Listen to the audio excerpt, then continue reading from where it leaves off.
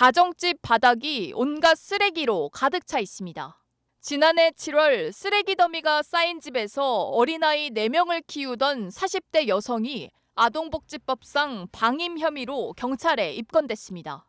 이후 경찰이 임시조치 5호인 기관 상담, 교육 위탁 신청을 하면서 해당 여성은 재발 방지 교육을 받았고 현재 관련 기관에서 지속적으로 사례 관리를 진행하고 있습니다. 지난 2022년에는 도내 한 어린이집 교사들이 30명에 달하는 원아들을 학대한 사실이 알려지면서 도민들의 공분을 사기도 했습니다. 제주에서 아동학대가 끊이지 않고 있습니다.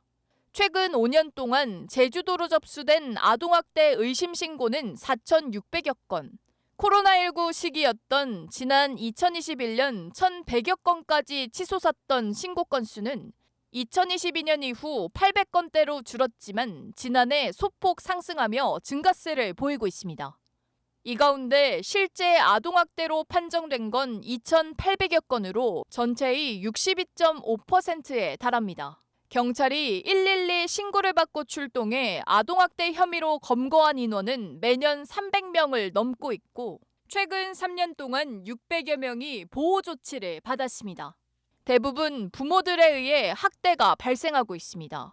과거와 달리 단순히 신체적 학대뿐만 아니라 정서적 학대나 방임, 유기까지 아동학대로 판단되는 범위가 더 넓어진 가운데 훈육 등을 이유로 학대를 가볍게 생각하는 인식이 문제라고 전문가들은 지적합니다. 그러다 보니 신고 접수 이후 5년 안에 또다시 아동학대로 판단되는 재학대 사례도 증가세를 보이고 있고 특히 지난해에 급격히 증가했습니다. 전문가들은 부모 교육뿐만 아니라 일반인을 상대로 한 인식 개선 교육도 필요하다고 강조합니다. 학대가 발생하기 이전부터 오랫동안 해결되지 못했던 어떤 환경적, 신체적, 정서적, 심리적 문제들이 아주 많습니다. 실제 모니터링도 물론이지만 정서적, 의료적 지원을 위한 인프라가 좀 마련돼야 되고 아이 때부터 일반인들도 같이 의무적으로 이런 아동학대 예방 교육이 좀 일어난다면 인식 개선에 조금 효과가 있지 않을까.